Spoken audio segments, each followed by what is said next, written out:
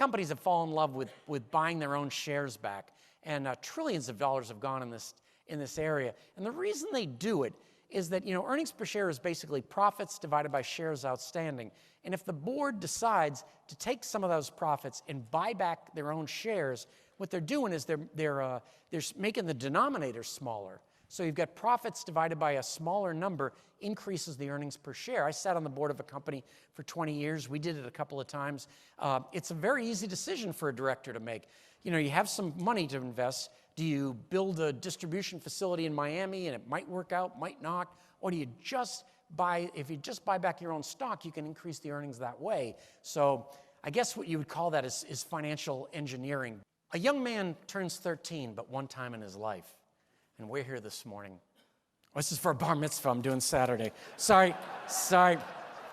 Easy mistake to make. There's,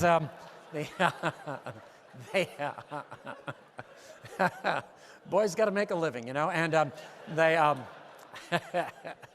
in the long run, stock prices move with corporate profits, just like we saw. I don't know if you remember Richie Rich was a cartoon character, is like a personal hero of mine. If you listen to the media, you get, you know, you listen to like MSNBC, you think the market's been up 90%. And if you think, if you listen to Fox, you get like, it's down 110%. You know, it's kind of crazy, you know, and it's always pumped up too. You know, I'm watching CNN with the Situation Room with Wolf Blitzer, and he's talking about the economy, and now even I'm getting scared, you know, and I'm thinking to myself, damn, if my name was Wolf, I would not grow a beard. That would be the first thing I wouldn't do. I say, this is Fox. They're coming for your guns, and next they'll be wanting your women. Okay, that's Fox. And let's see. And then my station, CNBC, or financial station, the Chinese are buying our debt. It's going to be wicked bad. Dogs and cats living together. And and then you get where we are now, which is fiscal and monetary restrictions, and employers have trouble finding available workers and wages increase. That's certainly where we are. And then you start going down the hill a little bit more again, and that's economic contraction following manufacturer activity, and earnings and credit lending drop quickly. So we can see this. Now, these are cycles go over and over again. A cycle generally lasts between 5 and 7 years. In a recession, if you look back about 60 years, they've lasted between 2 months and 18 months. So it isn't a forever thing. This is what I hear about. These are the 4 most dangerous words in finance. This time it's different, and it is never different. Okay, you're on a business trip, and you've been driving around for a couple of days, and you go to the airport, and you're late. Everybody does this.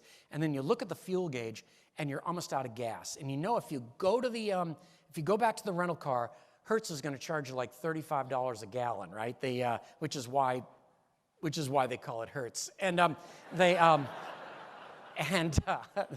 so then you go to the gas station right before the airport, and then you have another panic because you don't know it's not your car, so you don't know what side of the car the gas goes in. But every car has a fuel gauge, and it's got a little gas pump with an arrow, and that's where you put the gas. So if you get nothing else out of this speech, that might really help.